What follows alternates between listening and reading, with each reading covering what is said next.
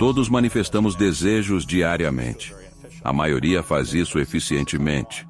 Todos dizem, eu quero X ou Z, ou desejo que algo ocorra. Existem técnicas para maximizar seu potencial de manifestação das intenções. Um autor de best-sellers e palestrante internacional, professor Jim Doty. Dr. James Doty, que prazer recebê-lo. Único. O incrível professor Dr. James Doty. Nunca esqueçam o poder que cada um de vocês tem quando caminham com isso. Um mundo com amor e sem medo. É o que queremos. O universo não está nem aí para você, porque ele não tem nada para dar. Não existe uma entidade externa decidindo seu destino porque você é um bom ou mau sujeito.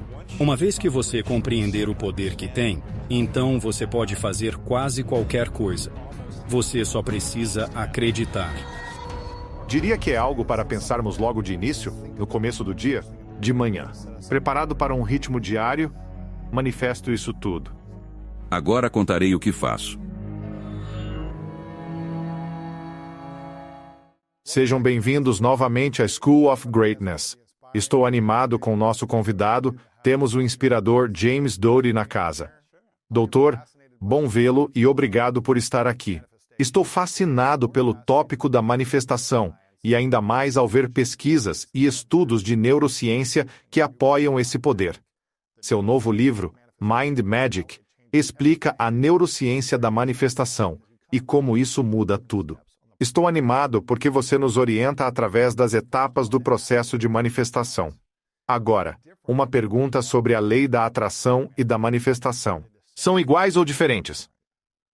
Bem, se você olhar historicamente para a lei da atração, isso remonta ao hermetismo, que é este grupo no 1º ou 2º século depois de Cristo, e havia essa crença na mente, e eles usavam a terminologia, a lei da atração. E claro, depois tem um cara, acho que o nome dele era Phineas Quimby, que promoveu isso mais adiante. Isso foi no século XVIII, ou por aí. E depois, claro, no século XIX. Quem era? Assim foi o influente autor Napoleon Hill. Então pense e enriqueça Napoleon Hill, sim, definitivamente.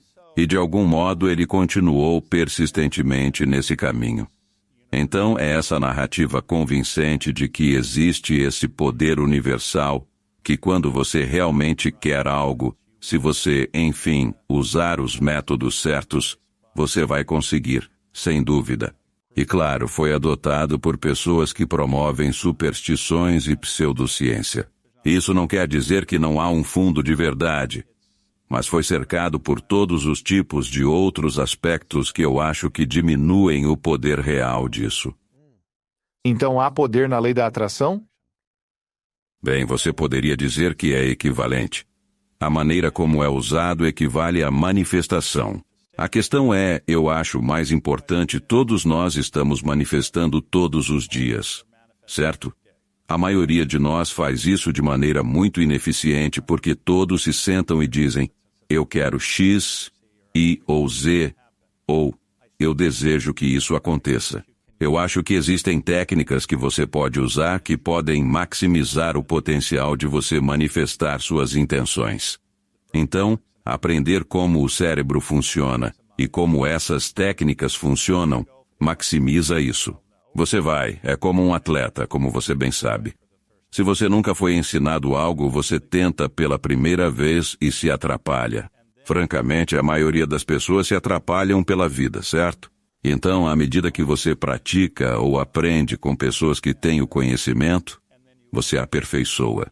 Você entende, se você quiser dizer as bases neurocientíficas disso e como você faz essas, o que chamamos de redes cerebrais cognitivas interagirem, e então você passou de, bem, pode acontecer. Eu pensei sobre isso para há uma grande probabilidade de que aconteça. As pessoas falam sobre a mente consciente e a mente subconsciente. O que está em jogo quando começamos a pensar nas coisas que queremos manifestar e realmente as concretizamos no mundo material físico? É a mente consciente ou a mente subconsciente que está dirigindo esse processo de manifestação? Bem, essa é uma excelente pergunta. A questão é, como obter informações gravadas no subconsciente? Simplesmente dizer, eu quero isso pode ou não funcionar. Porque estamos igualmente distraídos por todo tipo de coisa. Veja bem, temos cerca de 10 milhões de bits de informação chegando através dos órgãos sensoriais a cada segundo. 10 milhões? Sim. E só conseguimos processar conscientemente de 50 a 100. Ok, então a maior parte disso vai para manter a homeostase ou funcionamento dos nossos sistemas corporais em um nível inconsciente. Mas na verdade temos acesso ao nosso nível subconsciente. E você pode aprender isso através de diferentes técnicas e em seguida utilizá-las para maximizar a entrada. Então, quando digo que você tem de 50 a 100 bits, você pode usar parte disso para incorporar conscientemente sua intenção, se souber como fazer isso. Interessante. Uau!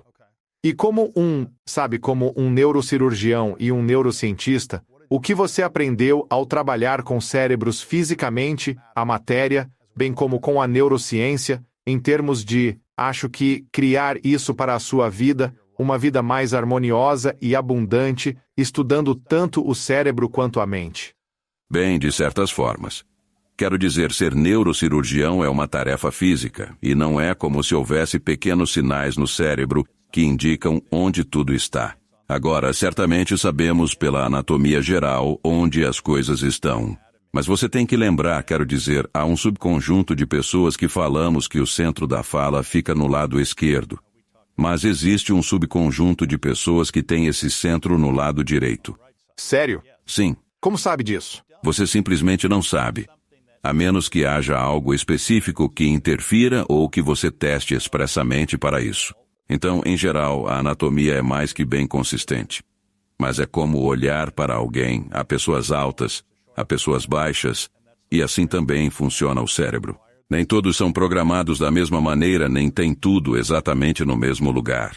E de fato, como um exemplo ilustrativo, digamos que você toque violino. O homúnculo, que na realidade é a área tanto sensorial quanto motora que tem representações diferentes das partes do corpo, é afetado. Se você é um dedicado violinista, a área associada à sua mão ou mãos aumenta consideravelmente de tamanho comparado a outras partes do seu cérebro. Interessante. E de fato, o mesmo é verdade com certos tipos específicos de práticas de meditação. Certo. Então você pode ter um efeito profundamente transformador no seu cérebro físico, e certamente você tem muito poder sobre sua mente. E de alguma forma, é isso que estamos falando. E isso remonta, como você mencionou, à lei da atração. Sabe, tudo está de fato na mente. Eu acho que de fato, ao ser disciplinado e conseguir acessar, você faz as coisas acontecerem. Sim. E seja um desafio físico ou um desafio mental, você precisa entender como obter acesso. Então, como nós conseguimos acesso? Não vou te contar até você ter comprado o meu livro. Bem, você discute no livro o fenômeno da vibração, que é interessante, pois embora existam ondas cerebrais, há também a energia vibracional do coração. E você menciona que a vibração cardíaca é de fato muito mais poderosa que as ondas cerebrais. Me explique como funciona. É verdade, você pode realmente medir a energia vibracional do coração a uma distância de aproximadamente 1,5 a 2 metros. E é aqui que a situação fica confusa entre a coisa mística e a realidade, pois muitas pessoas adicionam todo tipo de outras coisas àquilo, mas surpreendentemente é verdade. E o interessante sobre isso, e tenho certeza que você apreciou, é que você pode conhecer pessoas que têm uma energia e uma presença que te fazem se sentir bem. Normalmente são pessoas que não são julgadoras, são aceitantes, abertas e respeitam quem você é como pessoa. Eles não menosprezam você e você quer estar perto dessas pessoas. E essas pessoas emitem uma energia muito positiva. Isso é interessante. E é interessante também porque, por exemplo, se você tem um grupo de mulheres que moram juntas durante um período de meses, seus ciclos menstruais vão se sincronizar. Sério? Sim. Por que isso? Bem, é a natureza desta energia vibracional. E falo sobre isso no livro.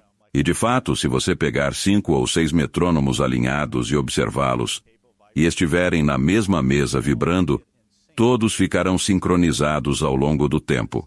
E então esta ideia de vibração tem, na verdade, uma influência nas coisas, em outras coisas. Então, estando agindo de forma caótica e constantemente em um estado de caos, perto de outra pessoa, posso influenciá-la a criar essa vibração ou o contrário. Eles podem me influenciar a ficar calmo se forem mais calmos. Sim, sim, com certeza. E de fato, qual deles vence?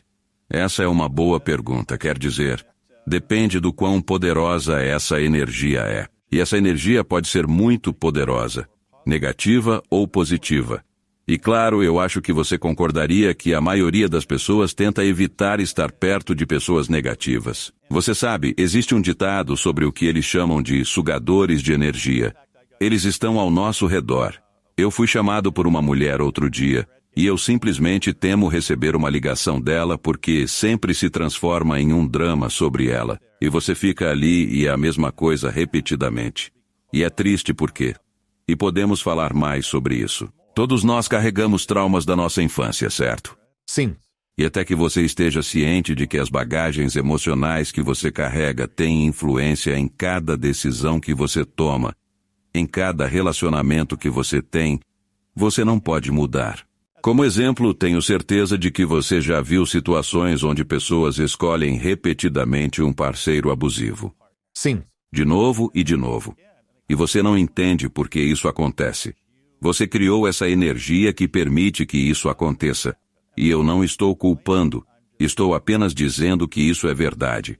Então, se você nunca entendeu, por exemplo, que quando era criança tinha um pai abusivo e, sabe, ele era mau ou machucava, o problema é que, sabe, isso se torna familiar para você. E mesmo que seja doloroso e te machuque, é algo que está associado a uma figura de amor. Interessante. Eu acho que é realmente muito triste, na verdade, tudo isso. Quero dizer, parece que muita da nossa programação e condicionamento são enraizados em nós desde muito jovens. E fomos condicionados aos 7, 8, 9, 10 anos a ter um conjunto de crenças, formas de pensar e de sentir em relação ao nosso ambiente e relações. E então vivemos com isso por 10, 20, 30 anos até começarmos a tomar consciência esperançosamente mais cedo. Mas nós meio que repetimos esses padrões até que haja um colapso, ou uma tristeza, ou um término, ou algo que nos faça despertar. Quão difícil é mudar nossos sistemas de crenças que foram enraizados em nós por décadas? Bem, é muito difícil. Você vê isso todos os dias, pessoas que se tornam viciadas em álcool e drogas e, sabe, não é por vontade própria. É porque estão em dor intensa pelo fardo que carregam sem saída. E daí acontece isso. É o mecanismo de enfrentamento, alívio. Sim, e por isso é muito triste. E como você mencionou, até que ocorra um evento profundo e doloroso que chame a atenção deles, muitos não mudarão. Irão continuar assim, deste modo. É possível a pessoa mudar tudo sem passar por um evento dramático e doloroso? Bem, sabe como é? Existe um ditado. Quando o aluno está pronto, o mestre aparece. Se o aluno não está pronto, é difícil mudar. Agora, não me entenda mal, é claro que existem casos em que alguém, do nada, acorda um dia e pensa, eu não gosto disso. Eu me sinto horrível, sabe? Eu acabei de arruinar este relacionamento. Eu preciso fazer uma autoavaliação interna e conversar com algumas pessoas para que me deem uma visão.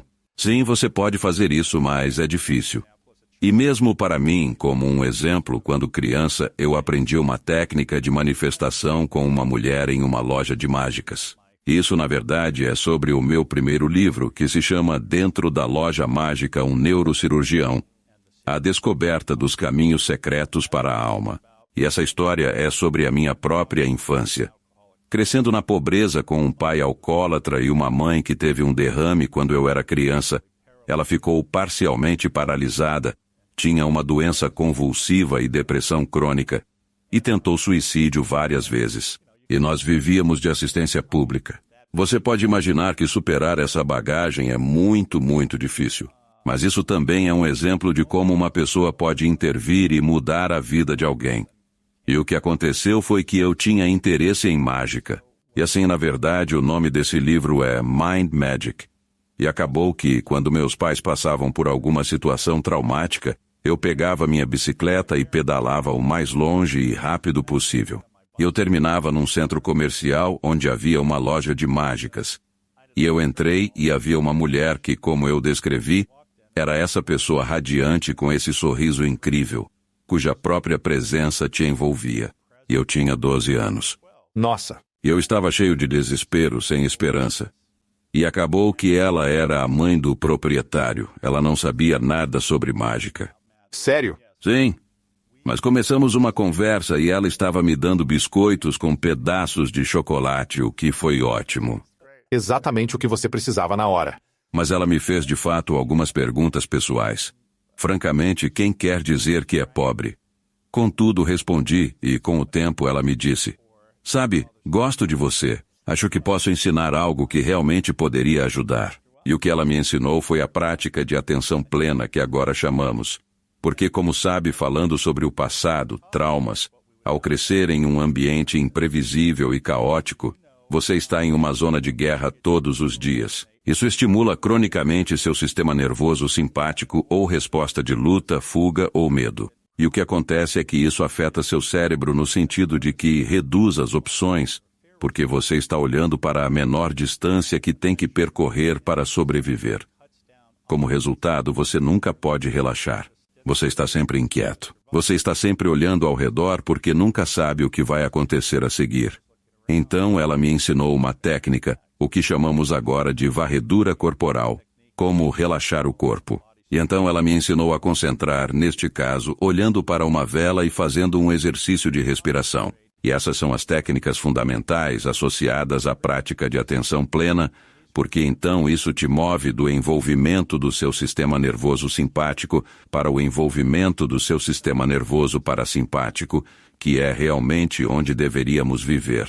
Você está aberto, é reflexivo. Você tem acesso às áreas de controle executivo no cérebro em termos de memória e experiência. E você é muito mais criativo. Então, quando você consegue fazer essa mudança, isso modifica a forma como você vê o mundo. O outro problema é que desses tipos de antecedentes, mas eu diria essencialmente todos, temos um diálogo negativo em nossa cabeça. Crítico. E por mais que as pessoas digam o contrário, eu sempre faço essa pergunta quando dou uma palestra e quase todo mundo levanta a mão. Eu penso, você está mentindo. Todo mundo tem um crítico interno, só que em alguns ele é muito mais forte do que em outros. Ela também me ensinou a reconhecer que isso não era verdade. Interno? Sim, porque se você, e sendo um atleta, tenho certeza, você sabe, se você disser a si mesmo que não é possível, por definição, não é possível. Isso não pode acontecer. Então, quando as pessoas escutam isso, elas estão entregando sua capacidade de agir. E, de alguma forma, essa é a natureza de como tomamos controle da nossa manifestação. E como você sabe pela primeira frase do livro, ela diz: o universo não está nem aí para você porque ele não tem nada para dar. Não existe uma entidade externa decidindo seu destino porque você é um bom ou mau sujeito.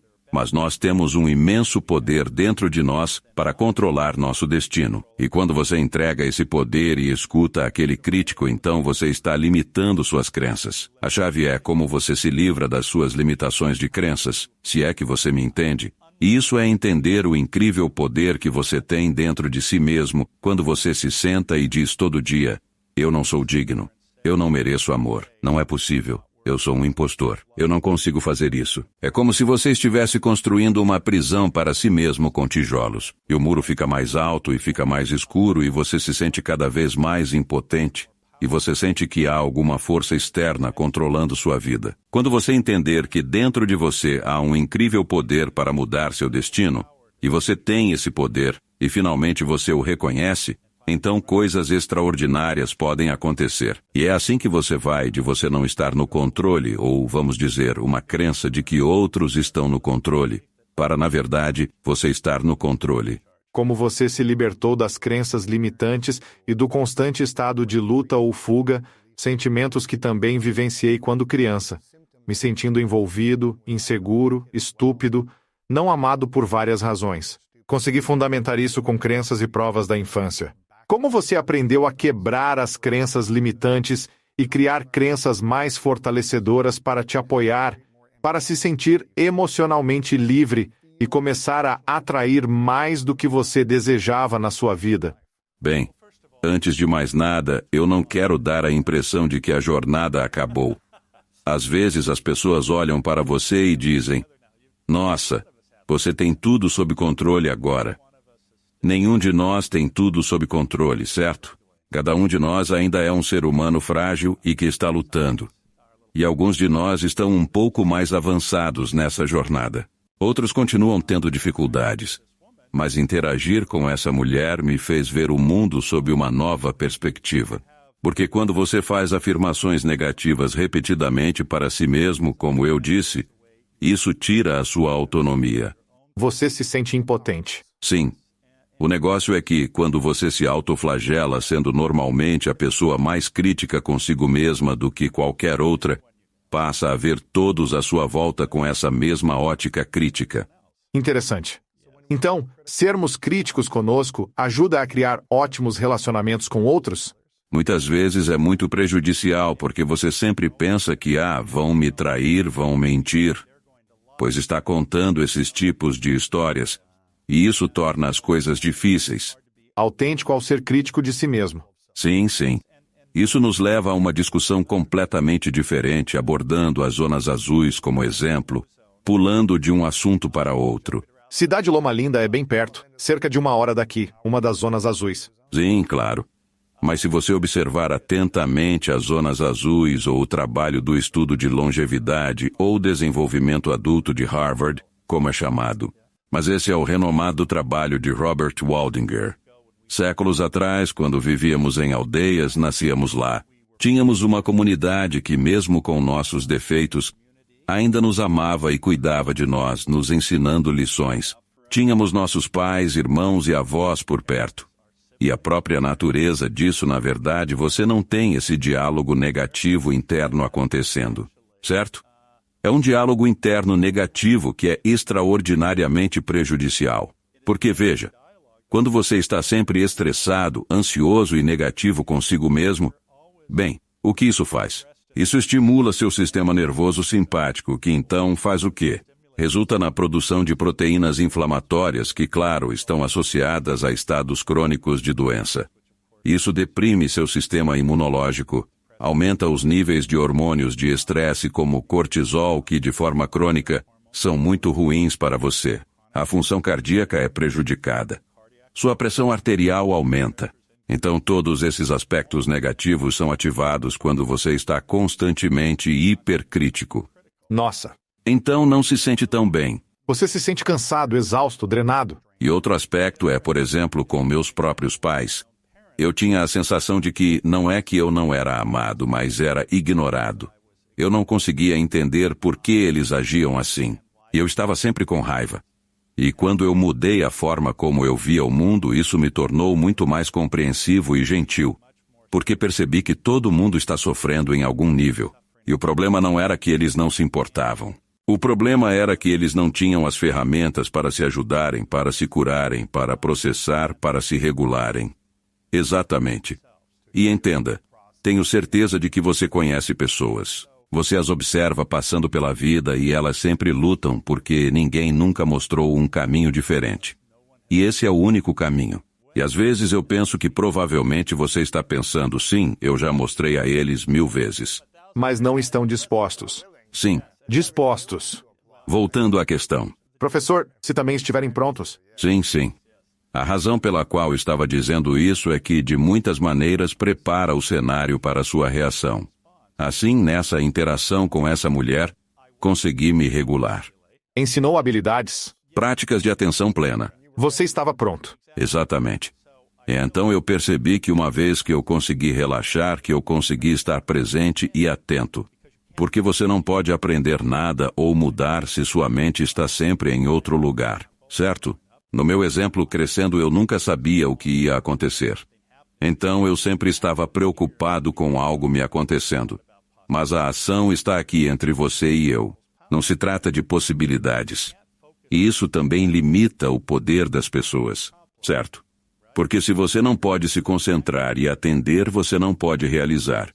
E se você está sempre distraído, não é possível. Então ela me ensinou a relaxar. Ela me ensinou a estar presente. E então coisas estranhas acontecem. Porque você está sentindo um tipo diferente de energia vindo dos outros e de si mesmo. E essa energia tem uma influência. Como exemplo, tenho certeza de que você já viu a situação onde você tem uma má impressão de alguém na rua. E você atravessa a rua. Sim. Bem, e você está captando algo intuitivamente. Mas o fato é que, se você tem raiva e hostilidade dentro de si, você está transmitindo isso para outras pessoas. E o que eu digo às pessoas é que, quando eu mudei a forma como eu me via, isso mudou a forma como eu via o mundo. E isso mudou a maneira como o mundo reagiu a mim. Como o mundo olhava. Então, depois desse período com essa mulher, eu estava muito mais aberto. Eu estava reflexivo. Eu estava generoso. Eu estava gentil. E porque eu compreendi que eu tinha estado sentindo dor e ainda estava sentindo, mas outras pessoas também estavam. Então isso mudou a forma como eu as via. E eu acho que isso é um aspecto muito crítico do processo de amadurecimento. E de estar em um caminho de autodesenvolvimento. Isso é lindo. O que você diria? Qual seria o pensamento? Qual é o pensamento número 1 e a emoção número 1 que nos impede de ter a capacidade de manifestar? Qual seria o maior medo? Que tipo de medo seria esse? Bem, isso é insegurança. É vergonha. E isso resulta em você limitando suas crenças. Então, de certa forma, sobre o que estamos falando aqui é realmente uma decisão entre medo e amor, certo? E quando você está com medo, isso estimula seu sistema nervoso simpático com todos os aspectos negativos disso. Quando você ama, você está aberto, é generoso, é atencioso, é gentil. Porque você ativou o sistema nervoso parasimpático. E você tem uma escolha. Isso é como se você olhasse para os filósofos estoicos como alguém como Epicteto, que foi escravo. Ele diz: eu não posso controlar meu ambiente externo. O que posso controlar é como eu reajo ao meu ambiente. Então você encontra pessoas com certeza que dizem que a vida delas é miserável, que a vida delas é horrível. Enquanto você conhece outras pessoas que dizem, bem, está difícil agora, mas estou otimista de que vai melhorar. Ou sei que se eu fizer isso, vai melhorar. Essas são atitudes completamente opostas que têm um efeito profundo. Profundo dependendo do que você está acreditando. Sim, mas como alguém consegue mudar sua atitude para o positivo, mesmo estando sofrendo e se sentindo vítima de tantas adversidades que acontecem? Bem, não posso simplesmente dizer com toda sinceridade que se você fizer isso, sua vida será completamente perfeita.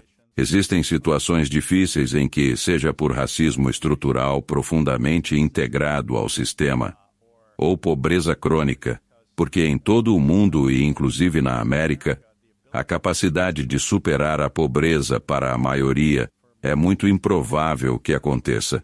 Então sim, você tem poder, mas não necessariamente vai mudar isso e tudo vai ser perfeito. Tenho certeza que as coisas não são perfeitas para você também.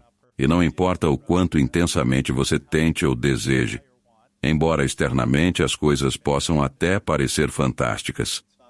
Não é perfeito e definitivamente não é do jeito que você necessariamente deseja. Eu tenho que dizer exatamente a mesma coisa. Mas há de fato algumas pessoas que, não importa o quanto trabalhem duro, encontrarão o processo extremamente desafiador. Dito isto, o que sabemos é que existem certas práticas e regras estabelecidas. E se você deseja realmente sair de algo ou mudar as coisas, então a melhor maneira de fazer isso, a que tem a maior probabilidade de sucesso, é seguir algumas das coisas sobre as quais estamos falando aqui. E uma delas é que, por exemplo, há uma tendência inerente em todos nós de querer alcançar algo. E se você é um atleta dedicado, você define certamente uma meta. Bem, metas são sempre boas. Mas se você se concentrar apenas obsessivamente no objetivo e não se preocupar com qualquer uma das outras coisas importantes que estão acontecendo durante o processo, então, eventualmente, você alcança o objetivo, e ainda assim, não há nada lá. O que sabemos, a maior causa do sofrimento é o quê? É o apego e os desejos intensos. E o fato é que, quando isso é seu foco absoluto e não podemos obter todas essas coisas, você ficará muito decepcionado e ignorou todas as pessoas em sua vida enquanto se concentra apenas nisso. E infelizmente muitas pessoas aprendem essa lição muito tempo depois de terem destruído suas famílias.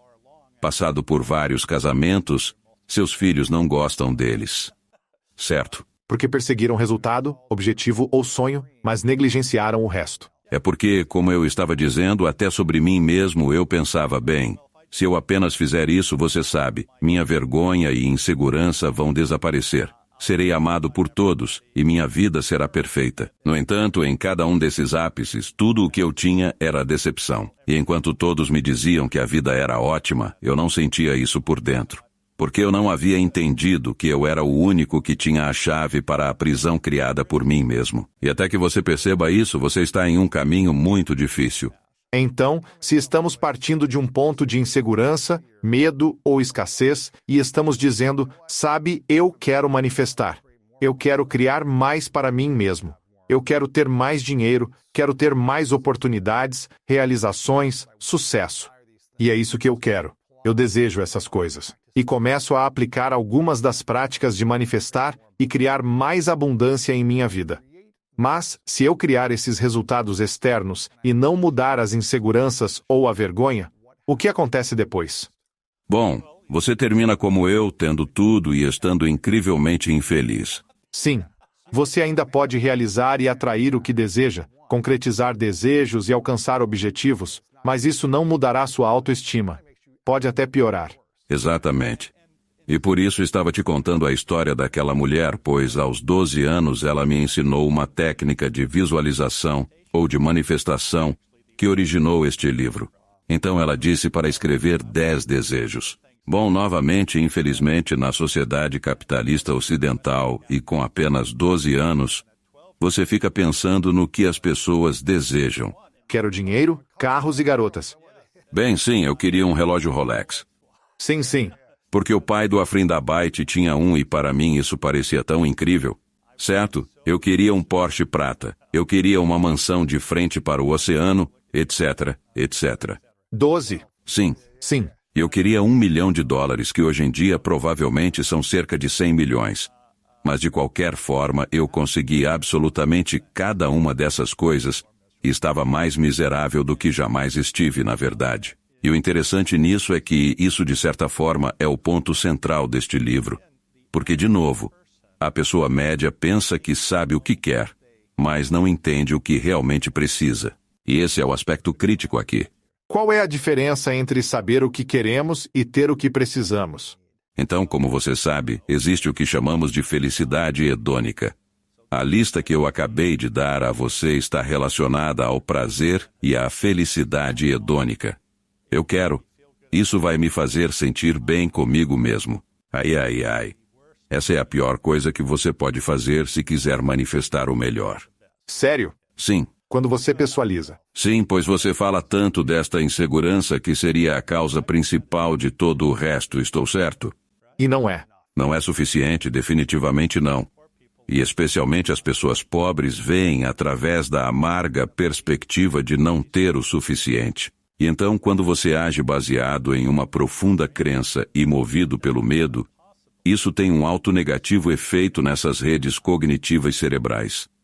Agora, isso não significa que não é possível, apenas significa que você está se limitando severamente. E assim falamos da complexa ideia de felicidade hedônica ou egoísta que é transitória, é superficial, não dura muito tempo, certo? Felicidade eudaimônica, por outro lado, é um profundo senso de propósito.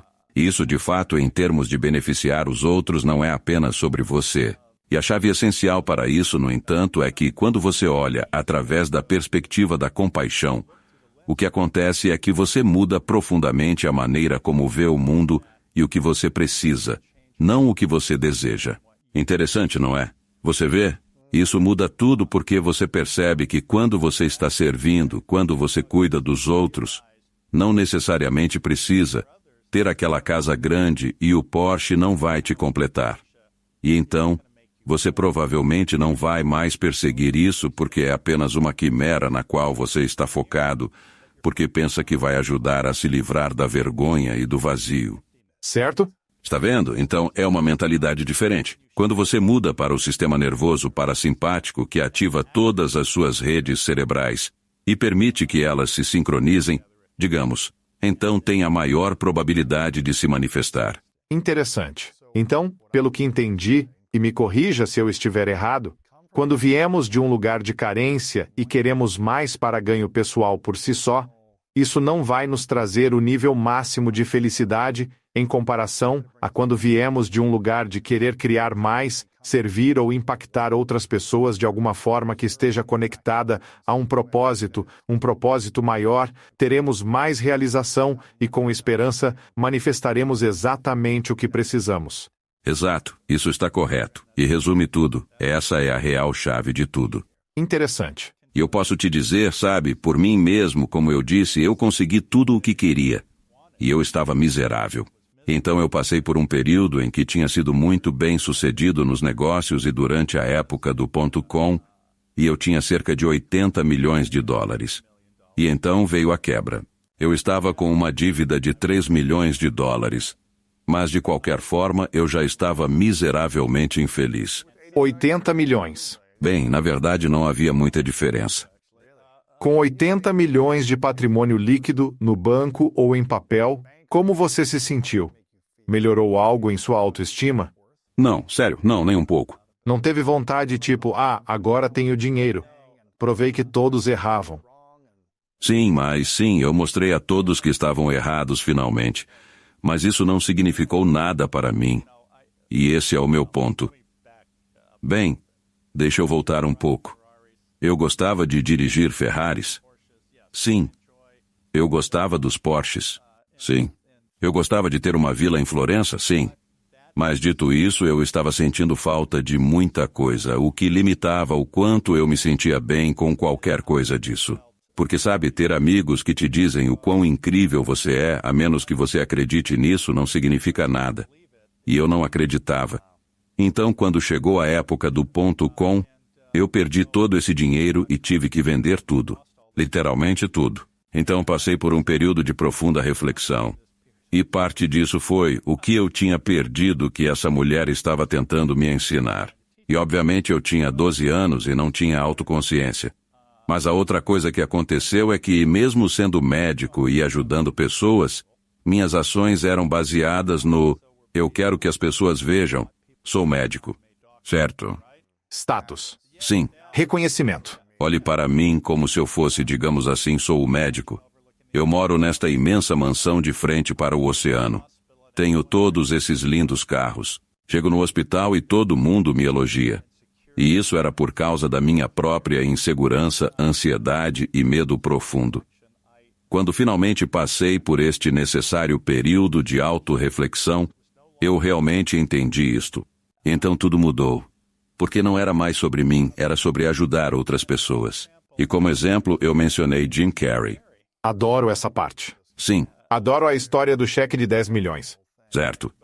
Mas o que ele disse para o público foi, você sabe, quando ele começou era tudo sobre o próprio ego dele estar envolvido. Então ele percebeu que estava lá por um propósito, para servir as pessoas. E de fato, Jimmy Page, do Led Zeppelin, não sei se você já ouviu essa história, ele costumava ficar furioso porque sempre lhe pediam para tocar Stairway to Heaven. E ele disse que isso o fazia ficar furioso porque ele tinha músicas novas. Ele fez tudo isso, mas todos queriam ouvir Stairway to Heaven. E ele disse, então eu percebi que não é sobre mim. É servir aos outros. Sim, e o que eles queriam, sim, e eles cresceram com isso. Tinham um apego emocional porque isso representava eventos em suas vidas que foram positivos. E eles queriam apenas reviver aquilo. E assim, ele estava sendo muito egoísta ao ver as coisas sob a mesma perspectiva. E de novo, é nisso que entramos. Então, quando você muda sua forma de ver o mundo, isso muda tudo. E de novo, essa é uma escolha que cada um de nós pode fazer. Uau! Como você sabe, tendo sido médico e neurocirurgião e atuado como neurocientista por muitos anos, pesquisando esse trabalho há muito tempo, qual é o maior desafio que enfrenta atualmente ao manifestar algo que ainda precisa superar ou está superando? Bem, uma das coisas que aprendi ao longo da vida é não criar apego. Para quê? A qualquer coisa. E olha, não é perfeito, mas o que quero dizer, se você dissesse bem, e quanto ao seu filho ou sua esposa? Sim. Mas apesar disso, a natureza desta nossa vida é cheia de decepções, muitas vezes. E nós causamos nosso próprio sofrimento ao criar esses apegos. Então eu gosto realmente muito de carros bons.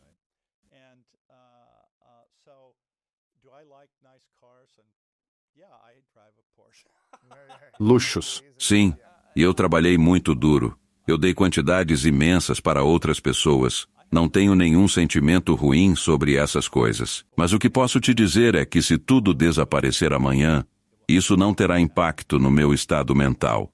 E essa é a chave, porque você tem Liberdade. Isso é exatamente correto. Porque se você cresce na pobreza, o que é que te prende ou segura ou aprisiona? Dinheiro. Então, quando eu perdi tudo e tive essa escolha com essas ações que eu poderia doar para a caridade ou não, eu escolhi doar, o que eram 30 milhões de dólares. Mas doar, de certa forma, me libertou. Eu simplesmente não me importava mais. Não me aprisionava mais, entende? E esse é um nível que leva tempo e trabalho para alcançar. E muitas pessoas... Minha esposa disse, quando eu dei todo aquele dinheiro, tinha um artigo no Wall Street Journal. Ela disse, eu não me importo que ele doe dinheiro. Eu só queria que ele não tivesse doado tudo. Estou realmente muito curioso. É mesmo ruim as pessoas quererem possuir bens materiais, um carro bacana, uma casa legal, $1 milhão na conta bancária ou roupas bonitas? Isso é considerado ruim quando elas pensam em manifestar, já que é sobre elas mesmas? Bem, se tudo é sobre você e sua narrativa é sempre sobre você, eu acho que você vai levar uma vida infeliz. Não vai conseguir a felicidade. Certo. Porque você não tem propósito ou significado, sabe? Sim, eu quero dizer que sim. É legal andar por aí desfilando com suas roupas, ir a festas e sair com isso tudo. Seja o que for. Sim, claro. Não tem nada de errado com isso. Mas quando cada ação na sua vida é uma ação egoísta voltada para as suas necessidades, então é uma existência vazia. Como exemplo, eu conheço pessoas que, claro, não conseguem se apegar a uma mulher. Eles têm que ter a próxima mulher bonita, certo? E a única coisa deles é ser visto com a mulher bonita. Não é sobre eu me importar com essa pessoa. Eu realmente gosto dela. Ela é realmente especial. Você sabe, ela tem os atributos que me fazem parecer bom. Certo. Ou sabe como é, Deus, eu não posso ir a esse evento com esse meu carro. Eu preciso estar em uma Ferrari, para as pessoas me notarem, sabe? E isso é uma existência vazia e muito egoísta. Agora tenho certeza de que há pessoas ouvindo que pensam, eu não sou assim, mas você é sim, certo? Claro. Você está dizendo que pode ter isso, mas desde que sua vida também tenha um significado ou propósito, caso contrário, será vazio. Se você só quer a casa ou coisas cada vez maiores, tudo bem, mas ainda assim. Claro, com certeza, eu tenho. Não tenho do que reclamar e trabalho duro e não sinto culpa alguma por isso de forma alguma. Mas ainda assim faço muitas ações que contribuem para um objetivo maior ou missão, ou para um propósito maior fora de mim mesmo. Você fala sobre essas redes e vibrações. Você mencionou isso, a fisiologia da manifestação. Tenho curiosidade. É mais importante estar pensando em uma certa intenção ou certas ideias ou crenças, sentindo certas emoções ou fisicamente em uma vibração com o corpo todo para ajudar a manifestar? Bem, certamente se você puder juntar tudo e organizá-lo de forma coerente, quero dizer, isso é o ideal, mas eu acho que mesmo entender apenas um aspecto Novamente falamos sobre crenças limitantes. Você precisa sinceramente entender o que faz você limitar sua própria crença. E de certa forma, isso se resume à autocompaixão. Quando você é gentil e amável consigo mesmo, isso muda sua própria fisiologia. Isso te tira da opressiva rede de medo. E transformar crítica em compaixão. Ter compaixão. Sim, exatamente. Então eu acho que esse é um aspecto importante. E novamente, como exemplo, eu falo sobre essas diferentes redes. Há a rede padrão, a rede de saliência, a rede de atenção e a rede de controle executivo. Agora, a razão pela qual eu menciono essas é que a rede de controle executivo, na verdade, realiza as coisas, se quisermos colocar dessa forma. Mas se você for impulsionado pelo medo, ansiedade e insegurança, Então isso limita a sua capacidade de fazer isso, porque você não tem acesso completo, porque é aí que você tem produtividade e criatividade. Acesso completo a quê? Às suas memórias e experiências passadas. É isso que a rede de controle executivo contém. E é inibida quando você está com medo ou ansioso. Então, esse é um aspecto. E então, sabe, o outro aspecto sobre o qual falamos é incorporar suas intenções. Sabe, você tem que tornar aquilo que deseja evidente. Como? Isso significa que tem que ser algo que te toca, que você realmente sente como se estivesse aí com você, e você quer vivenciar isso intensamente. E a principal razão pela qual eu menciono isso com tanta ênfase é porque a importância ativa, se você quiser chamar assim, um poderoso cão farejador na sua cabeça que procura incansavelmente oportunidades para você manifestar. Agora, para ilustrar isso, eu vou te dar um exemplo concreto. Você fala do cão farejador ou de algo diferente? Ele procurava coisas, certo? Isso é enviado. Você sabe, é isso que eles fazem em missões de resgate. Sim, exatamente. Então, o que quero dizer com isso é que se você conseguir incorporar a sua intenção, isso ativa a rede de relevância, que é o cão farejador. E a analogia é a seguinte. Tenho certeza de que você já foi a festas barulhentas, e seu nome é mencionado e você imediatamente se vira, mesmo estando alto. Para onde isso vai? Sim, mas isso é porque a sua identidade está profundamente enraizada em você. Interessante. Sim. Então, quando você faz isso com a intenção, e eu vou dar um exemplo recente. Estou trabalhando em um novo projeto e estava em uma cafeteria, barulhento, todo mundo falando, mas ouvi especificamente alguém falando sobre o tipo de projeto que estou fazendo. Me levantei e me apresentei, nos conectamos. E é assim que funciona. Porque cria essas sincronias, porque está sempre atento para escutar oportunidades, como pode fazer sua intenção acontecer. E outro exemplo é como neurocirurgião. Eu via pacientes, por exemplo, alguém com hidrocefalia. E a maioria das pessoas não sabe sobre isso e elas diriam, meu Deus, nunca ouvi falar disso antes. Isso é raro? Bem, não é tão raro assim. E obviamente, se você está vendo um neurocirurgião, não é raro para nós. Mas o que acontecerá é que eu os verei em alguns meses e eles voltarão. Aconteceu a coisa mais incrível. Eu encontrei 5 pessoas com exatamente a mesma coisa. Certo. Porque eles incorporaram isso. Interessante. Então eles sintonizam e de repente parece que está em todo lugar. Sim. Você fala sobre as sincronicidades no seu livro. Qual a real importância de encontrar e procurar por sincronicidades quando se trata de manifestar? Bem, eu acho que se você fizer corretamente, eles ocorrem naturalmente uma e outra vez. E você pode achar que são chocantes. E como isso aconteceu? Mas isso é porque você tornou sua intenção saliente. Isso capturou sua rede de atenção e está totalmente focado em fazer com que isso aconteça. E uma vez que esse processo ocorre, então você envolve sua rede de controle executivo para realmente então responder a isso.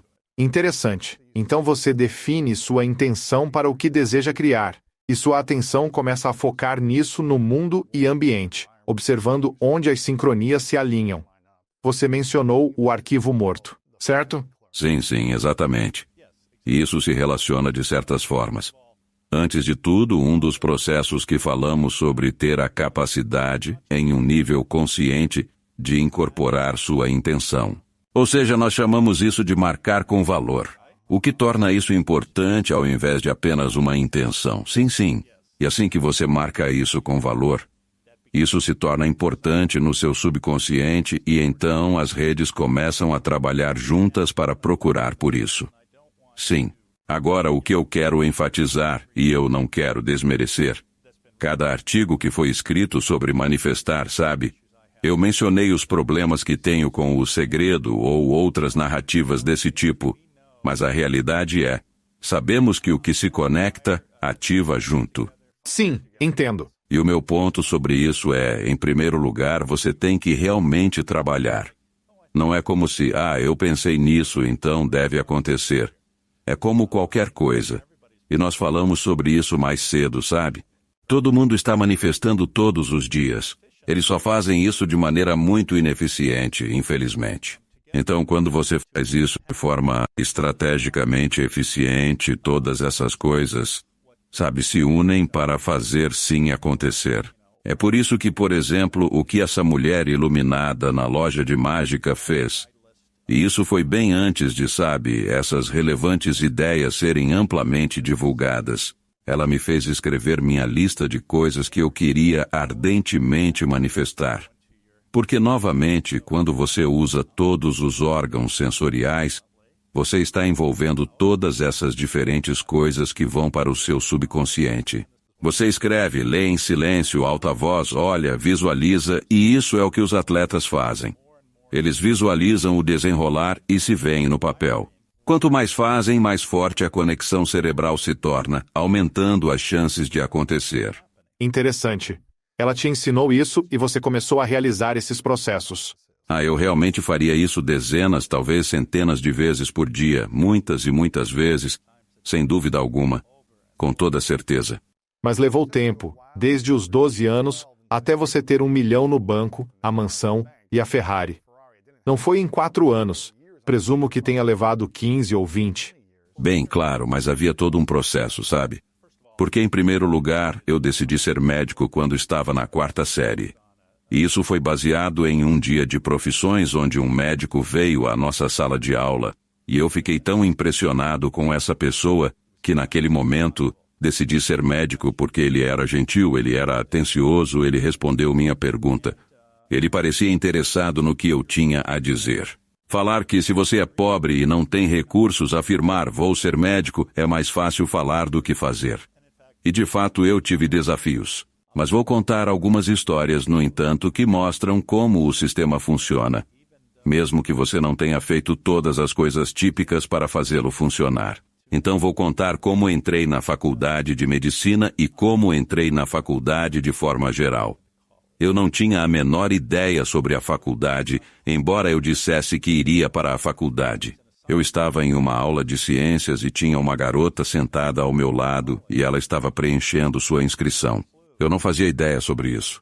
Teve que se inscrever. Eu esperava até ser a hora. Então perguntei à garota o que fazia. Ela respondeu que se candidatava à faculdade e mostrou a aplicação.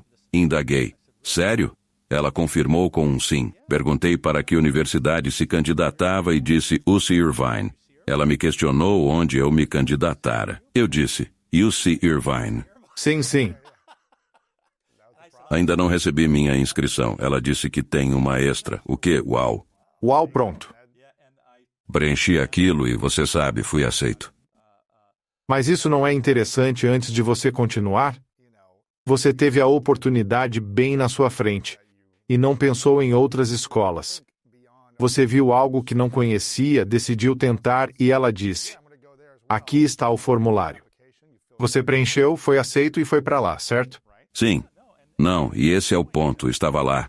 Não sabia como as coisas iriam se desenrolar, mas aconteceu e não foi a maneira típica de lidar com isso. Exatamente. O que ocorreu foi que enfrentei muitas dificuldades. Tive de sair da universidade várias vezes, por exemplo, para tirar meu pai da prisão ou lidar com minha mãe que tentou se matar. Não são experiências agradáveis. Ao me inscrever na faculdade de medicina, a média do GPA exigida era 3,79, próximo do A-, certo? Naquela época, meu GPA era 2,53 e eu... Não dava. Então vamos lá, vou te contar. Eu não me formaria na faculdade, então fui para o lado do pré-médico. E claro, você sabe, ao dizer que quer ser médico com todos esses amigos, muitos dos quais eram pré-médicos com média 3,7. Como eu ficava entre eles. Claro. E sabe, foi muito doloroso porque ele disse, você nunca vai ser médico. Esse GPA, que piada, né? Esse é o seu sonho. É doloroso. Então eu fui. Antigamente precisava-se de entrevista com a comissão da pré-medicina, você marcava um horário e eles escreviam uma recomendação. Cheguei ao escritório e solicitei à secretária uma consulta para a carta. Olhando-me, ela recusou meu pedido, perguntei-lhe o motivo. Sabe, ela tinha puxado mesmo meu arquivo. Ela disse porque é uma perda de tempo para todo mundo. Cara. Agora, você consegue imaginar um ser humano dizendo que você é uma perda de tempo para eles? Quer dizer, quão doloroso. Mas eu olhei para a mulher e disse, sabe, eu aprecio o que você está dizendo, mas eu não vou sair daqui até você marcar essa consulta para mim. Eu continuei, se você quiser chamar a segurança, tudo bem, mas eu não vou sair. Então ela chamou, mas imagine, chegou a hora da minha consulta. Agora você se lembra dessas fotos? Vimos do Putin sentado numa ponta da mesa, ele está sozinho.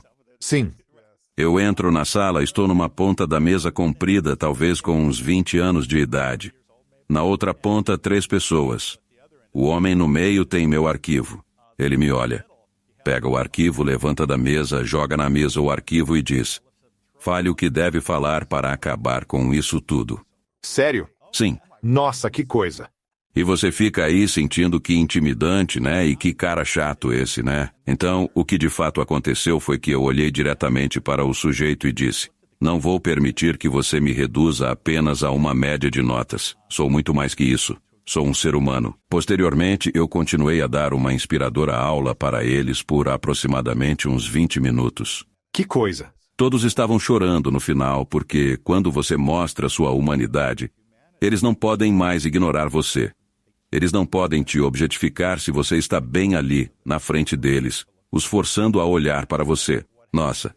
E então, o que aconteceu é que eles acabaram me dando a maior recomendação. E quando eu estava saindo, aquela secretária que estava na sala me disse, ouça, eu quero que você leve isto. E era um folheto para um programa de enriquecimento de verão na Universidade de Tulane, em Nova Orleans, para estudantes socioeconomicamente desfavorecidos e estudantes de minorias. E ela olhou para mim e disse, você sabe, eu tenho que te dizer uma coisa. O prazo já passou, mas eu não acho que isso vai te afetar. Certo, certo. Então eu liguei para essa senhora e ela me permitiu entrar no programa. E eu me inscrevi em uma faculdade de medicina e fui aceito em uma faculdade de medicina mesmo sem ter um diploma. Uau! Agora, para lhe mostrar, contudo, a importância disso é que após isso veio o Katrina, o diretor da faculdade de medicina entrou em depressão e renunciou. Então eles procuravam um novo diretor na Tulane. E eles tinham um cara de Harvard, mas ele queria uma cátedra patrocinada. Não sei se você está familiarizado com uma cátedra patrocinada. Então, uma cátedra patrocinada é quando um doador privado doa uma grande quantia em dinheiro, e a posição é nomeada em homenagem a essa pessoa. É uma das maiores honras na medicina acadêmica ou na universidade, e esse dinheiro é transformado em um fundo patrimonial. Então o professor pode usá-lo para o que quiser. É uma coisa muito prestigiada. E na realidade, anos depois, eu acabei patrocinando a cátedra do diretor. Claro. Sim, foram vários milhões de dólares. Interessante. Então, ainda na Tulane, o decano da faculdade de medicina é o professor Doty. Eu reconstruí a biblioteca após o furacão Katrina. Então a essência da história é que ninguém tem o direito de te dizer o que você pode ou não pode fazer. E teoricamente, por todos os critérios, eu nunca deveria ter sido aceito na faculdade de medicina. No entanto, sou um dos maiores doadores para a faculdade de medicina. E na verdade, eles estão construindo um centro Doty para compaixão e medicina na Tulane. Legal. É verdade. Então, quando pensamos que as coisas são impossíveis, quando pensamos que não podem acontecer, ou que eu não tenho os critérios, isso geralmente significa que não devemos acreditar em tudo o que nos dizem. Se eu acreditasse no que muitas pessoas me disseram que não seria possível fazer, eu nunca teria realizado nada. E de novo, isso retorna a isto, limitando suas crenças. Uma vez que você libertar esse entendimento do poder que você tem, então você pode fazer quase tudo. Sim. É só acreditar. Com certeza. Eu amo essa história porque você mencionou para não deixar ninguém dizer o que você pode ou não pode fazer. Acredito que o desafio é que muitas pessoas acreditam no que os outros dizem a seu respeito. Você sabe, elas recebem as críticas ou os limites que os outros falam. E muitas pessoas se apegam àquelas conversas e as acreditam como verdade. A questão é que eu sinto que há apenas uma pessoa, como você disse, que pode concordar com os limites ou discordar desses limites, e essa pessoa somos nós mesmos. E ao mesmo tempo, você sabe, todo mundo pode te dizer que você tem todas as habilidades, todas as ferramentas, todo o potencial, toda a capacidade de fazer algo grandioso. Mas se você não acreditar, isso não vai importar tanto. Mesmo que todo mundo no mundo tenha dito, nós acreditamos em você, você é incrível. Se nós estivermos nos limitando a receber essas palavras e a entender essa identidade, não vamos alcançar o que queremos ou não vamos criar as vidas que queremos. Então, como superamos a nós mesmos, dos diálogos e dos críticos em nossa própria mente, e também das opiniões dos outros, sejam elas positivas ou negativas, como superamos isso e acreditamos que somos capazes? Bem, primeiramente, muitas pessoas ouvem uma declaração minha e pensam, ok, amanhã farei isso. Vou fazer tudo. Entrarei em forma, correrei 16 quilômetros e depois estudarei tudo. O problema é que essa é a pior coisa a fazer. E de fato tenho certeza que você provavelmente conhece B.J. Fogg e seu livro Micro-Hábitos. Recentemente conversávamos que é preciso começar devagar, certo? Escolha algo simples que prove seu poder. Talvez acordar às 6 e caminhar ao redor do quarteirão. E você apenas faz isso porque o que acontece é que agora você está mudando seu sistema de crenças. Você está dizendo, eu estabeleci essa meta e consegui alcançá-la, e agora eu faço isso todos os dias. Certo. Então pode demorar um pouco mais e assim por diante. Até que de repente você esteja correndo uma maratona, quando antes mal conseguia levantar e caminhar pelo quarteirão. E eu acho que essa realmente é a chave. É começar pequeno, se congratular por pequenas vitórias, aceitar isso e então deixar que isso se assimile e depois fazer outra coisa. Entenda, é um processo lento. Nada acontece de um dia para o outro. E novamente, se você pensa que vai acontecer e que tudo vai estar perfeito amanhã, não é assim que funciona. E obviamente, na minha própria vida, isso levou décadas. E eu espero que o que este livro faça, no entanto, é permitir que você veja o mundo de uma forma diferente. Usar as técnicas que são descritas ali para não ter que passar pela dor e sofrimento que eu e outros passamos. Ele te dá algumas percepções, algumas ferramentas. E novamente, tenho certeza que você já experienciou, você pega um livro às vezes. Isso era o que eu estava perdendo. Isso é o que, você sabe, eu preciso. E o que eu tentei fazer é tanto mostrar a ciência por trás disso, mas também entrelaçando histórias, como eu mencionei, a do Jim Carrey. E eu também incluí, na verdade, indivíduos com quem interagi na minha própria vida, que tiveram essas mudanças profundas, baseadas em ter uma percepção diferente de quem são e do poder que têm. Sim. Há uma parte no livro que falamos sobre entrar em estados de fluxo. Acho que você até disse algo como o efeito placebo e hipnose. Então, como podemos entrar em estados de fluxo, usar o efeito placebo e hipnose para começar a manifestar melhor? Um dos pontos desses exemplos é mostrar que, na verdade, de forma bem simples, você pode alcançar isso sem nada. Certo? Com hipnose, por exemplo, você pode. E você pode fazer auto-hipnose, claro. Mas imagino que a maioria das pessoas pense naquele cara que chega e faz uns gestos. Certo, pessoal? Mas é assim tão rápido se você se treinar para acessar isso. Eu falo sobre monges e sobre Wim Hof. Essas pessoas acessam o poder interno que possuem e isso requer prática e dedicação. Mas os processos são parecidos com a hipnose e o efeito placebo. O interessante do efeito placebo é que, mesmo sabendo que é um placebo, ele ainda funciona. O mesmo efeito obtém resultados. Sim, sim. Então, além disso, se você pensar em exercitar um grupo muscular específico e executar isso, seus músculos irão crescer sem que você faça nada. Simples assim. Nossa. Veja, esse é o poder, pois o cérebro não distingue entre seus pensamentos e a realidade, sabe? Se plantar isso agora não quer dizer que seus músculos ficarão como de um levantador de peso olímpico, mas eles realmente aumentam em massa. Conseguir acessar o que você desvaloriza dentro de si é muito poderoso. E quando você fala sobre o estado de fluxo, sabe? Este é um estado de ser onde tudo se alinha, certo? Sim. É onde queremos estar.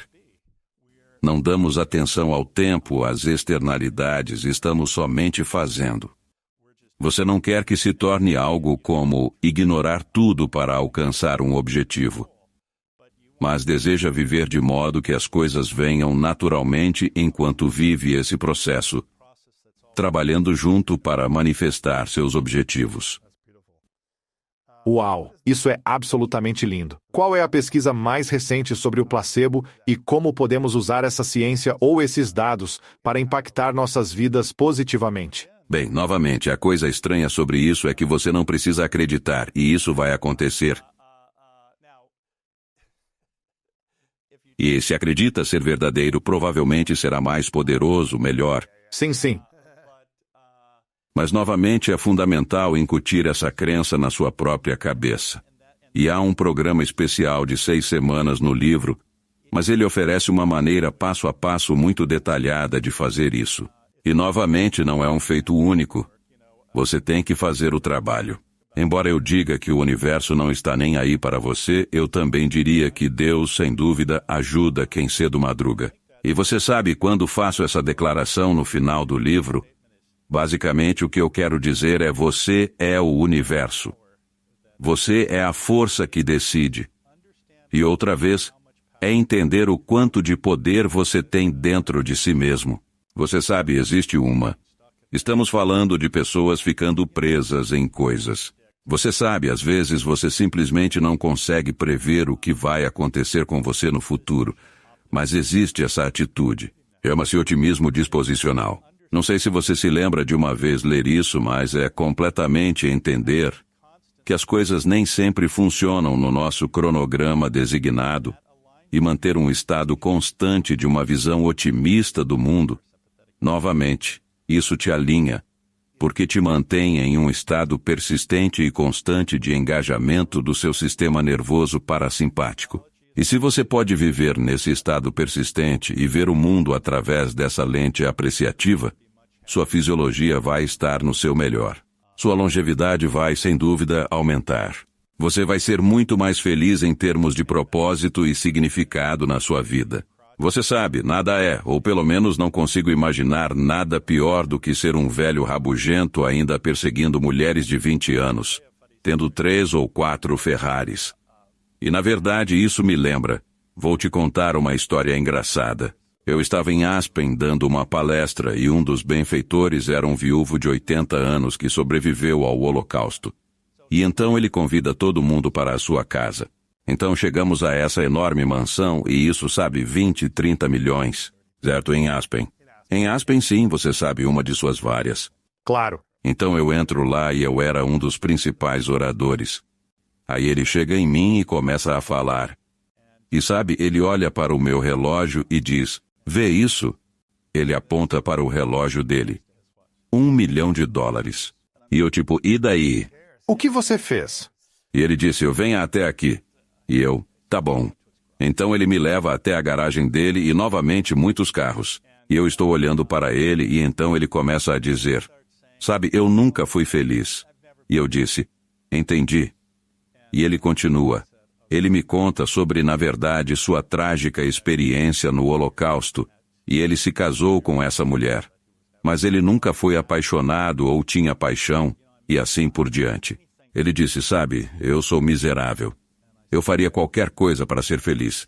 E eu disse, entendi. E ele pergunta, você pode fazer algo por mim? E eu disse, sim, eu posso. Eu disse, se você passar 10 horas comigo, eu vou lhe dar esse presente. Então ele diz, sério? E eu disse, sim. Ele pergunta, quanto vai custar? E eu disse, vai custar $100 mil por hora. Ele me olha e diz, 500 mil. 1 hora ou total? No total. Bom, era. E eu disse claramente, não funciona assim. São $1 milhão. E estou te garantindo, realmente garantindo. Uau!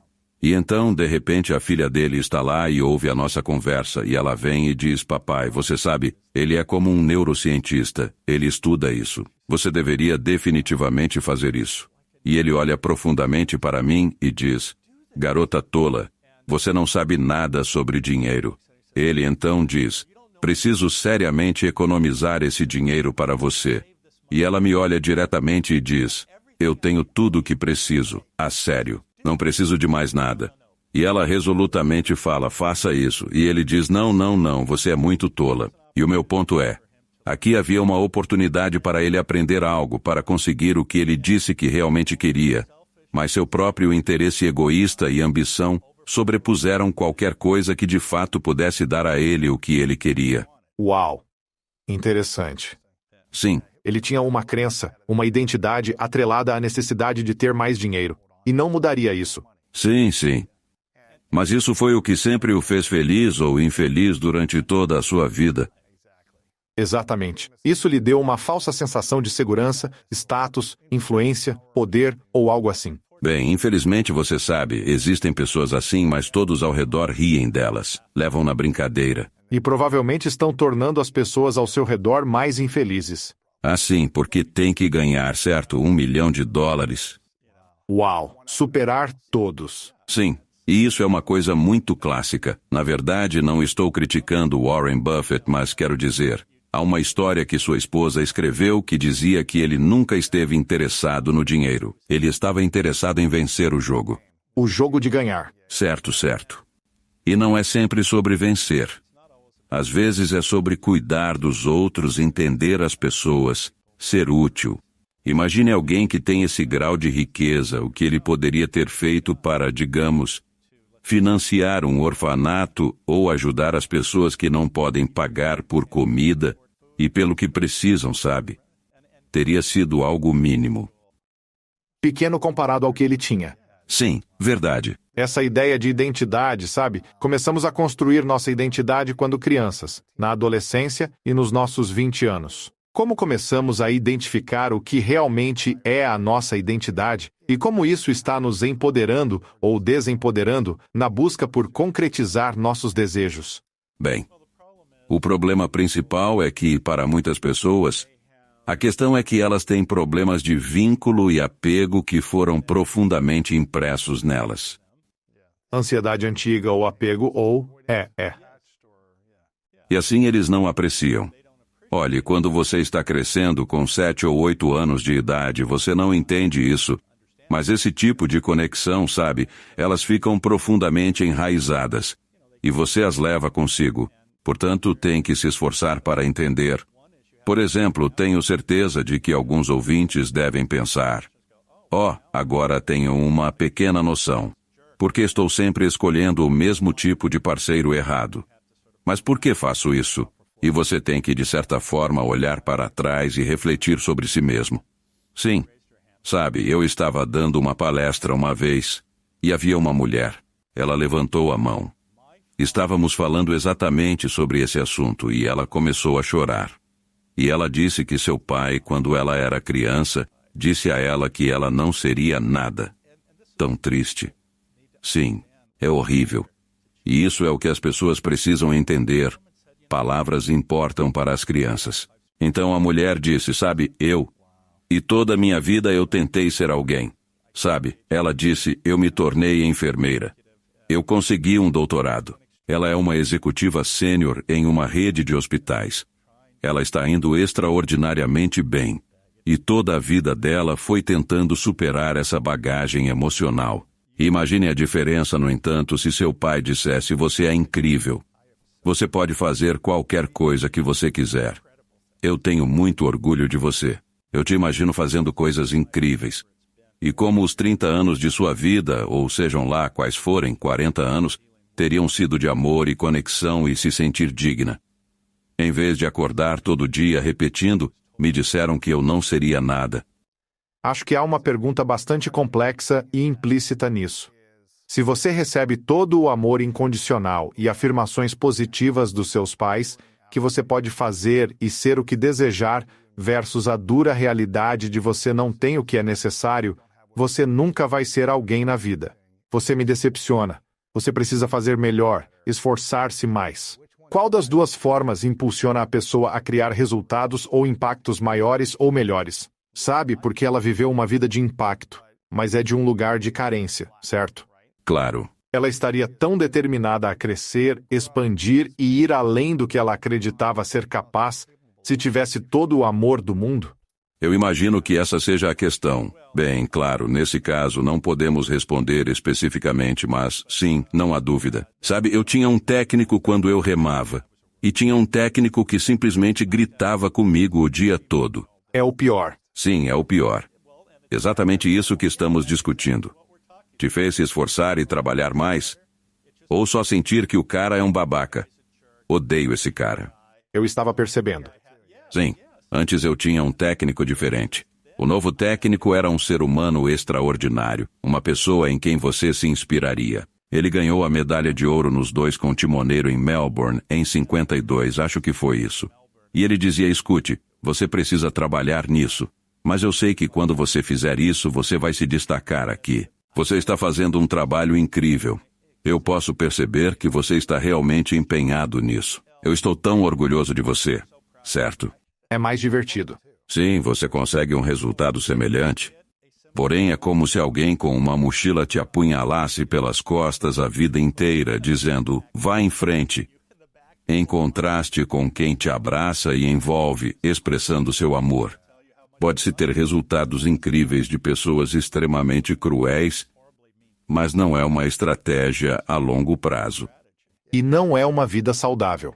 Não. Sabe, provavelmente há muito estresse, ansiedade e dor crônica que você está carregando com essa energia, com essa vibração sobre a qual fala no livro.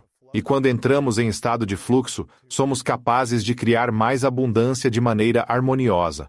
Exatamente. Não de forma cansativa e persistente para alcançar algo, sentindo-se exausto ao chegar. Sim. Então, em vez de sentir realização e pensar, esse cara eu mostrei para você, você está lá pensando, Deus, como estou feliz por ter. Deus, que sensação boa. Estou tão feliz por ter conseguido fazer isto. É uma coisa completamente diferente. E eu esperaria que as pessoas quisessem o outro caminho. O de positividade e encorajamento e não alguém te impulsionando. E este é um dos problemas na América corporativa, certo? Você tem chefes que pensam que criar medo motiva e até certo ponto motiva. Sabe, tem uma história ótima sobre um cara. Qual era o nome dele? Carnes, não me lembro, acho que era Jeffrey Carnes. Ele estava na Austrália. Mas ele dá um exemplo interessante. Ele disse que fizeram uma avaliação 360 na empresa. Tenho certeza que você conhece isso, sim. Eles avaliaram todo mundo. Ele disse que vieram compartilhar os resultados com ele. Ele está contando à esposa, sim, vieram compartilhar os resultados. Eles o disseram que, em toda a história deles, ele era o pior CEO que já tinham visto. E ele disse que eles lhe disseram que seus empregados tinham medo dele e que ele estava criando um ambiente insalubre, e por aí vai. E ele diz isso à esposa e se pergunta, o que você acha disso? Acredita nisso? Estou pensando em demiti-los. E ela diz, por que você faria isso? Eles estão absolutamente corretos. E ele fica, o quê? E ela disse, estou te dizendo isso há 20 anos e você não me escutou. Ela disse que ele precisava parar e refletir sobre isso. Então ele passou por uma análise de 2 anos com terapia e acabou conhecendo um monge budista e começou a praticar meditação. Eles fizeram uma reavaliação alguns anos depois. E agora eles tinham uma das maiores taxas de retenção, uma das maiores taxas de produtividade, um dos maiores valores para os acionistas, liderando com compaixão, consideração, bondade como motivador versus o medo como motivador. Isso é lindo. Uma das coisas que você oferece é esse processo de 6 etapas, e uma das coisas na etapa 6 é sobre deixar de lado essas expectativas e estar aberto ao maravilhoso, estar aberto às maravilhas, aos mistérios do mundo, quando as coisas virão até você. Talvez seja diferente do que você originalmente queria, todas essas coisas diferentes. Por que é importante manifestar sem estar apegado aos resultados desejados e ao mesmo tempo estar aberto ao maravilhoso? Sabe, um dos grandes desafios é justamente esse. E volta à complexa questão do apego, porque uma vez que você se apega firmemente a algo, você tem uma visão pré-definida de como tem que ser, correto? Então, inevitavelmente, isso cria uma potencial decepção. E a natureza caprichosa da manifestação é que não acontece exatamente como você quer, porque o que você pode não perceber é que existem outros fatores competindo aqui. E às vezes você pode não apreciar isso, mas em um nível inconsciente, a decisão certa está de fato sendo tomada. Em um nível consciente, isso não é exatamente o que você pensava que era, e por isso você resiste, o que gera infelicidade. Outra coisa é o mesmo que ter um prazo rígido, como se algo urgentemente tivesse que acontecer até esse dia específico. No entanto, não funciona sempre assim. Apenas como exemplo, estive passivamente planejando um ambicioso festival mundial de compaixão, que é sem dúvida uma parte enorme disso, certo? Por longos 13 anos estou nesse projeto. Estou decepcionado com algo? Definitivamente não. Não aconteceu. Ainda não aconteceu, mas vai acontecer. Sim, e isso também é otimismo disposicional. Eu tenho uma crença absoluta de que isso vai acontecer. Aliás, como mencionei um pouco antes, eu estava com Kailash Satyarthi, que é um Nobel da Paz, ontem, e estávamos falando sobre esse mundo. A compaixão surgiu. Então ele disse, por que não juntamos nossas forças e fazemos isso acontecer? Isso é legal, não é? Então, sabe, é um processo e não funcionou de forma alguma conforme o cronograma que eu tinha imaginado, mas eu não estou desapontado ou deixo de acreditar que vai acontecer. Caso contrário, eu ficaria lá sentado pensando, sou um fracasso. Você sabe, isso deveria ter acontecido 10 anos atrás. Por que não aconteceu? É como tudo mais que eu faço. Eu sou um perdedor, certo? Em vez de dizer que vai acontecer, está lá. As coisas não se juntaram todas para permitir que isso acontecesse. E mesmo que não aconteça exatamente como eu imaginei, se acontecer, é uma coisa extraordinária. E assim eu acho que você tem que olhar dessa maneira, caso contrário você está criando infelicidade para si mesmo. Claro. E por que fazer isso? E de novo, a vida não funciona desse jeito. É como, por exemplo, sentar e dizer, quero atrair essa mulher linda, ela tem esses atributos, etc, etc. E aí você visualiza a mulher loira. E então uma mulher de cabelos escuros aparece e tem todas aquelas qualidades e você diz, sai daqui, você não é loira. Sim, sim, certo, sim. Então não funciona do jeito que você quer. O que você diria, sabe? Algo em que devemos pensar ou fazer logo de manhã para nos preparar para um ritmo diário de manifestação. Existe algum mantra? Existe um processo? Existe uma maneira de pensar, uma maneira de sentir, uma maneira de agir? Tem algo em que devemos acreditar assim que acordamos ou pela manhã? Bem, o que eu faço pode não funcionar para todos. E todo mundo tem uma biologia diferente. Eles têm uma maneira diferente de ver o mundo, e eu tenho a minha. Agora vou contar o que faço para me centrar pela manhã. Mas isso prepara o terreno para manifestar. E o que quero dizer com isso é que estava falando sobre ter um estado mental de estar a serviço dos outros. Minha prática todas as manhãs é que acordo e digo, todas as manhãs, isso é um exagero. Não é todas as manhãs. É a maioria delas. Sabe, é engraçado, não sei se você já viu, sabe, o filho de Deepak Chopra fez um filme sobre ele e Gotham. Sim, Gotham Chopra. Isso mostrou que o pai deveria estar meditando. E ele estava tipo sim, sim, sim. Na verdade, eu conheço bem o Deepak. Mas enfim, o que eu geralmente faço é sentar tranquilamente na cama e fazer um profundo exercício de respiração. Porque, como você precisa saber, isso te leva ao engajamento do seu sistema nervoso parasimpático, que é o modo descansar e digerir. Isso te torna aberto, te torna reflexivo, torna você mais criativo. Então, com isso em mente, eu penso profundamente no espanto e alegria deste mundo. E tem um ótimo livro que eu amo, escrito sobre o espanto de Dacre Keltner. Não sei se você conhece bem o Dacre, mas sim. Então isso prepara o cenário vendo o mundo por essa nova perspectiva de incrível admiração por estar aqui e a alegria de poder interagir nele. Então, nesse contexto, eu sigo um mantra de 10 letras. Isso realmente se desenvolveu quando fui pessoalmente convidado pela minha faculdade de medicina. o que foi uma honra incrível para mim, para dar a palestra da cerimônia do jaleco branco aos novos estudantes de medicina. Imagine o cara que nunca deveria fazer essa palestra muito prestigiada. Mas o que eu queria era inspirar esses alunos através de algo que fosse simples e fácil de lembrar, mas que os centraria em suas vidas daqui para frente, não apenas como médicos, mas como seres humanos. Então eram 10 letras do alfabeto.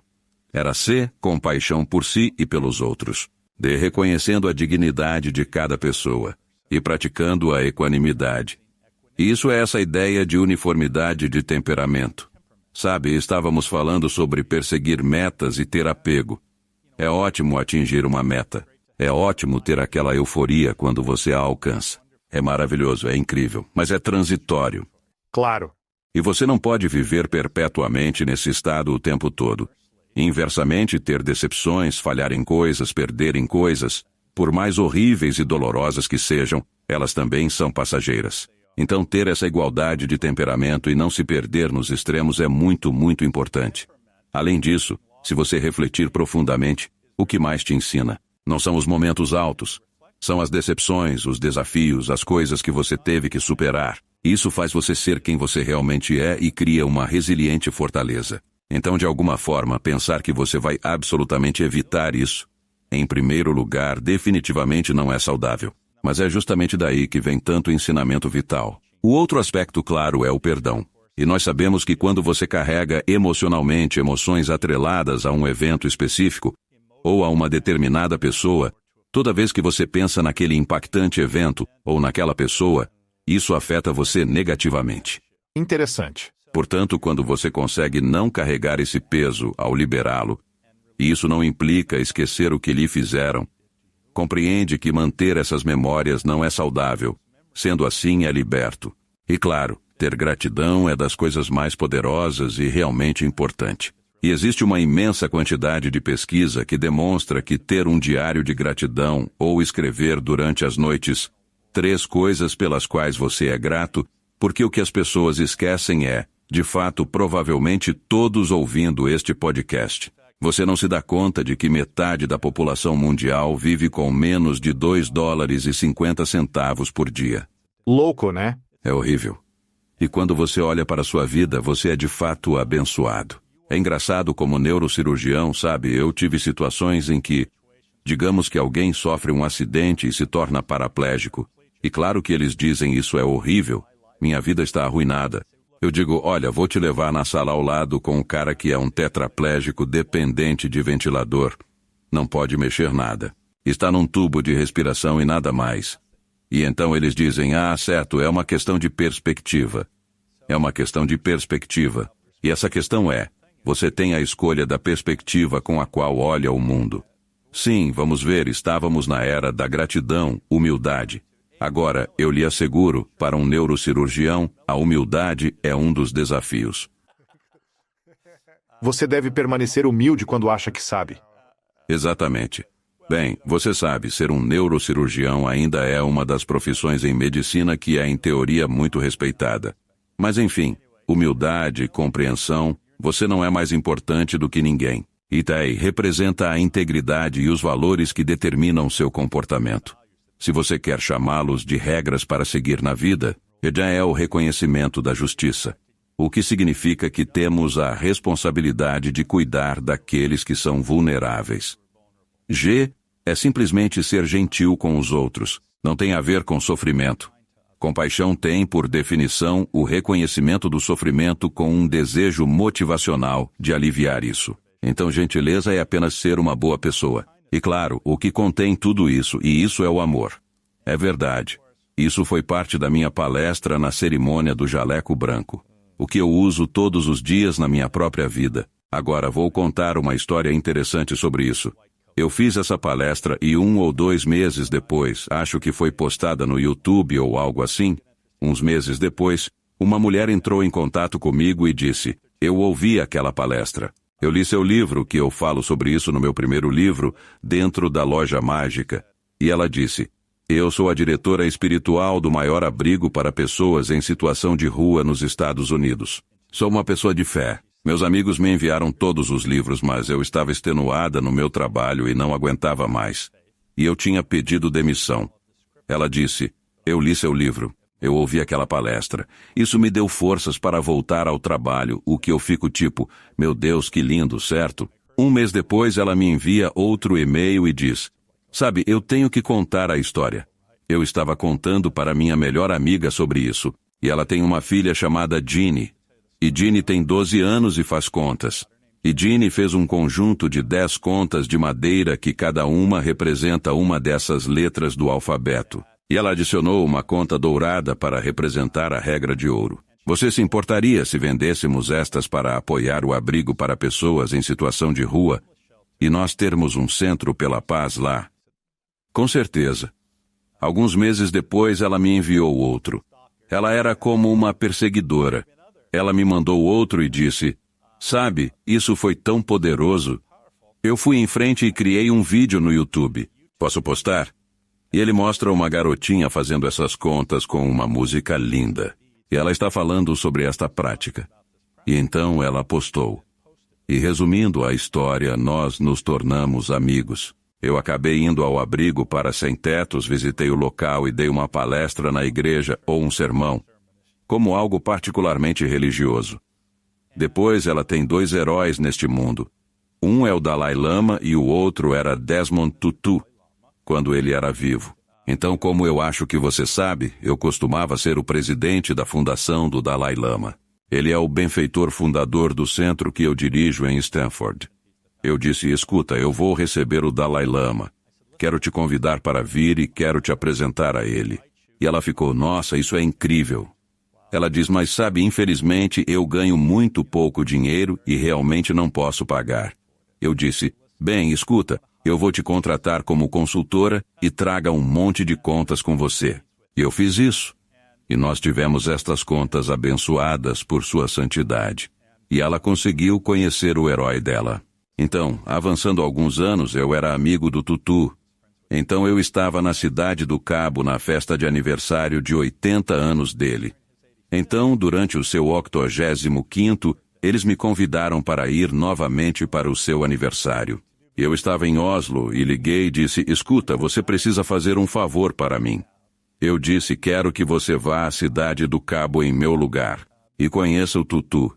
E por um lado, obviamente, custou algo para fazer isso, mas olhando para o quadro maior do meu mundo, isso era irrelevante. Certo. Mas para ela era literalmente o seu mundo. Exatamente. E você vê. Isso exemplifica perfeitamente o que cada um de nós pode fazer ao simplesmente realizar um ato simples e gentil. E pode ser dizer um sincero olá, pode ser segurar a porta aberta, pode ser sentar com alguém que se sinta sozinho, pode ser comprar uma refeição quente para uma pessoa sem teto. E a verdade é que o benefício que você obtém com isso é tão poderoso e inestimável.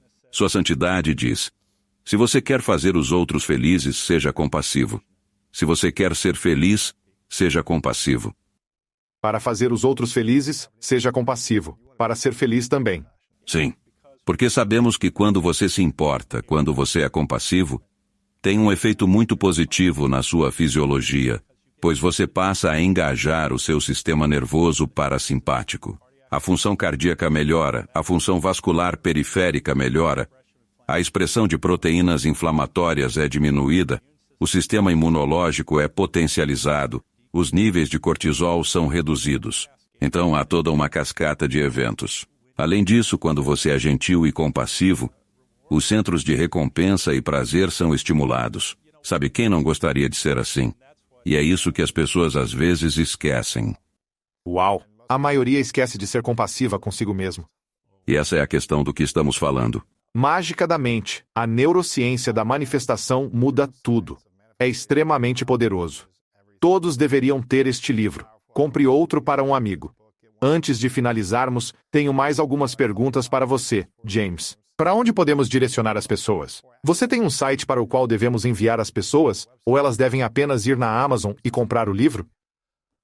Há muitos lugares para conseguir livros além da Amazon. Certamente apoio livrarias independentes, mas ele está disponível lá também. Pode ser publicado ou comprado pela Penguin Random House com meu nome e título.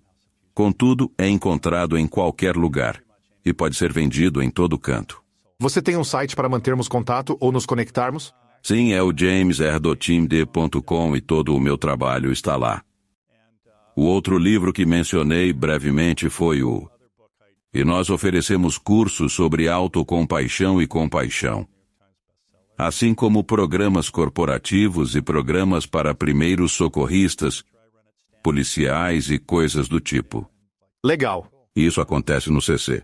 E, na verdade, outro projeto excepcional que realmente me empolga é que, nos últimos anos, tenho me dedicado inteiramente na criação de um aplicativo de saúde mental, porque muitas pessoas estão sofrendo de estresse, ansiedade e falta de autocompaixão. E o particularmente interessante é que, especialmente os adolescentes, são tanto sofrendo que não há terapeutas suficientes para cuidar de todas essas pessoas. Mas a realidade é que a maioria das pessoas sofre apenas por viver no mundo moderno. Não é depressão resistente a medicamentos. É apenas o estresse e a ansiedade de viver no mundo moderno. Porque, como estamos falando sobre as zonas azuis, estamos bem diferentes no mundo moderno. Então, o que ele faz é usar um motor de avaliação emocional para analisar a expressão facial, a análise da voz e o contexto da fala, conectado a uma base de conhecimento de IA. Conversacional sobre terapia focada na compaixão e psicologia, que então é conectado a um avatar humano que conversa com você. E o que sabemos é que ter uma breve conversa como 10 minutos quando alguém está se sentindo estressado e ansioso, a própria natureza de uma conversa pode diminuir significativamente esses sentimentos. E o interessante é que muitas pessoas têm medo de serem julgadas. Sentem vergonha. Sim. Conversar com um avatar que é compassivo, empático, sem julgamentos e aceitador é muito poderoso. Isso não visa te separar das pessoas, mas sim apoiar para que siga em frente e tenha conexões melhores. E está disponível 24 horas por dia, 7 dias por semana.